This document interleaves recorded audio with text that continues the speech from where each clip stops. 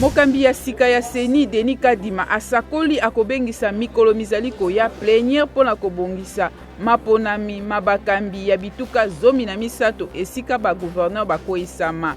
Vice-premier ministre pe ministre ya intérieur asengaki maponami malingaki kozala le 3 décembre mapusa na sima mikolo.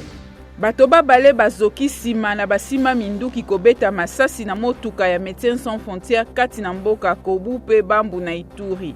Basali batano bazalaki na motuka ya Médecins Sans Frontières et ezwaki masasi.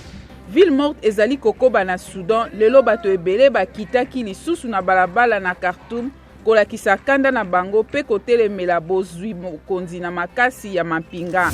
Joe Biden mokonzi ya États-Unis na mwasi na ye Jill Biden bakomi na Rome bakutani na Pape François liboso ya kokoba mobembo azali kosala na poto pona lisanga G20 pe COP 26.